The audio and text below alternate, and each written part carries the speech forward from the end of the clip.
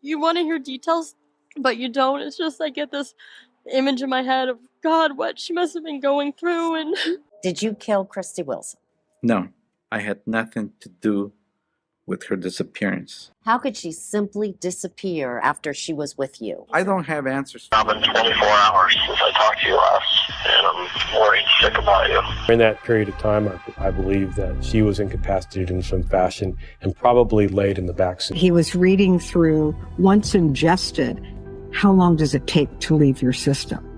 2 days after my daughter goes missing, are you kidding me? He slipped something in her beverage because the behavior that she exhibited while at that blackjack table over the course of time, it was not her. Imagine this. You're out with friends at a casino on what feels like an ordinary night. You laugh, you play a few games, you chat with strangers, and you think you'll be home in just a few hours. But what if that night never ends the way you expect? What if the cameras catch your last moments on Earth, walking out the doors with a man who looks safe, respectable, even successful, but who harbors a dark and violent side no one truly knows? This is exactly what happened to Christie Wilson, a vibrant 27-year-old woman with a bright future who went to Thunder Valley Casino one evening and was never seen alive again. Her disappearance wasn't just another missing persons case. It turned into one of California's most haunting murder investigations, because for years there was no body, no weapon, and no obvious trail of evidence. It was a mystery wrapped in silence, fueled by the pain of a family desperate for answers.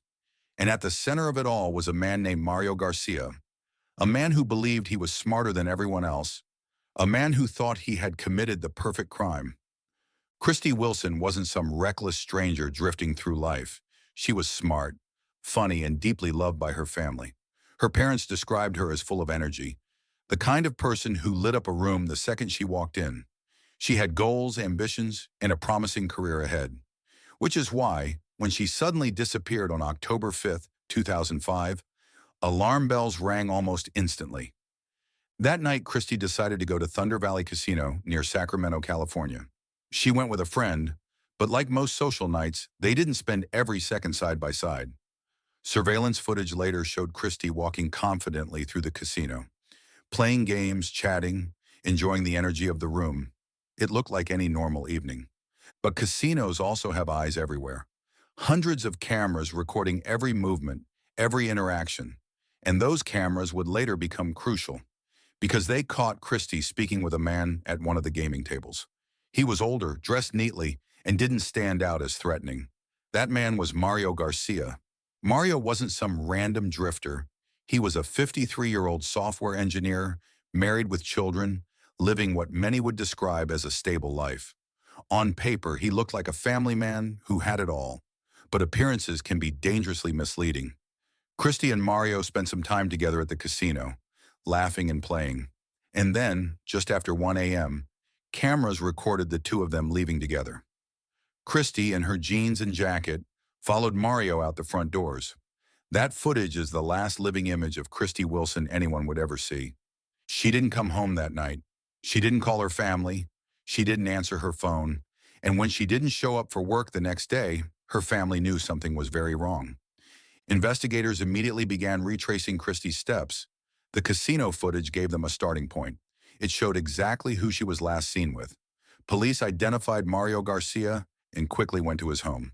When detectives knocked on his door, Mario appeared calm, maybe too calm.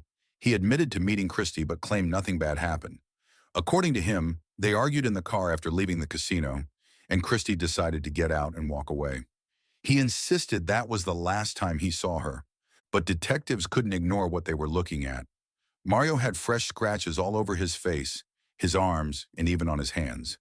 He brushed them off, claiming they came from gardening or from his dog. But the investigators weren't buying it. These looked like defensive wounds, the kind of marks you get when someone is fighting you off, clawing for their life. As police dug deeper into Mario's background, disturbing details surfaced. Years earlier, one of his ex-girlfriends had taken out a restraining order against him. She described him as controlling, manipulative, and violent. In fact, she alleged that Mario once strangled her until she passed out. This wasn't just a family man with a bad night. This was a man with a history of dangerous, abusive behavior toward women. The biggest breakthrough came when investigators searched Mario's car. Inside, they found strands of Christie's hair. Even more incriminating, they discovered traces of her blood in the car, on the seat and near the door. This was damning evidence. But there was still one huge problem. There was no body. Without a body, proving murder in court becomes extremely difficult. How do you show someone was killed if you can't show how or where? But detectives believed the forensic evidence was enough. Christie's blood didn't just end up in Mario's car by accident. Combined with his scratches, his lies, and his history of violence, the story became clearer. Mario Garcia had killed Christie Wilson. The case went to trial in 2006. It was unusual from the start. Most murder trials rely on physical remains, but here prosecutors had to build their case entirely on circumstantial evidence. They laid out the timeline. Christie leaves the casino with Mario. Mario shows up days later covered in scratches. Christie's blood and hair are found in his car. He has a history of violence against women. The defense tried to create doubt. They suggested Christie simply left Mario's car that night and vanished on her own. Maybe she ran away. Maybe she got into another car. Maybe she was alive somewhere. But to the jury, it didn't make sense. Christie had no reason to vanish. She was close to her family, responsible, and had no history of running away. After weeks of testimony, the jury delivered their verdict: guilty of first-degree murder.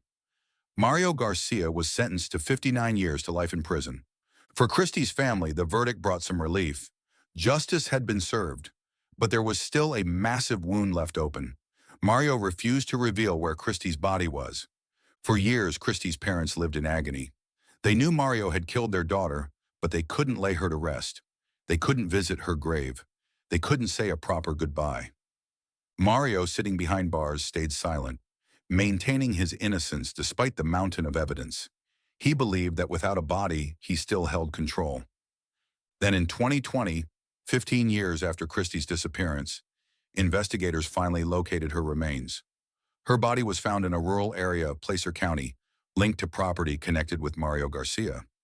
Even though he never confessed, detectives had followed the trail long enough to finally bring Christie home. For her parents, it was bittersweet, heartbreaking to know for certain what had happened, but relieving to finally have closure. After years of searching, after sleepless nights and endless pain, they could finally bury their daughter. The Christie Wilson case is more than just another true crime story. It's a chilling reminder of how dangerous appearances can be. Mario Garcia looked like the kind of man you could trust, a successful professional, a husband, a father. But behind closed doors, he was violent, jealous, and capable of murder. It also shows the power of persistence. Prosecutors want a conviction without a body, something rare in the justice system. And Christie's parents never stopped fighting for answers, even when the odds seemed impossible. Christie's story is tragic. Her life was stolen, her future cut short. But by remembering her, by sharing her story, we shine a light on the dangers of domestic violence and the importance of believing survivors. Mario Garcia thought he could silence Christie forever. But in the end, her story still speaks. Through the cameras that recorded her last moments, through the evidence that told the truth, and through the voices of her family who never gave up. If you found Christie's case as haunting as I did, don't forget to like this video so her story reaches more people. Subscribe for more true crime stories that deserve to be told. And most importantly, if you or someone you know is experiencing abuse, please reach out for help. In the U.S., you can call the National Domestic Violence Hotline at 1-800-799-7233. Stay safe, and thank you for watching.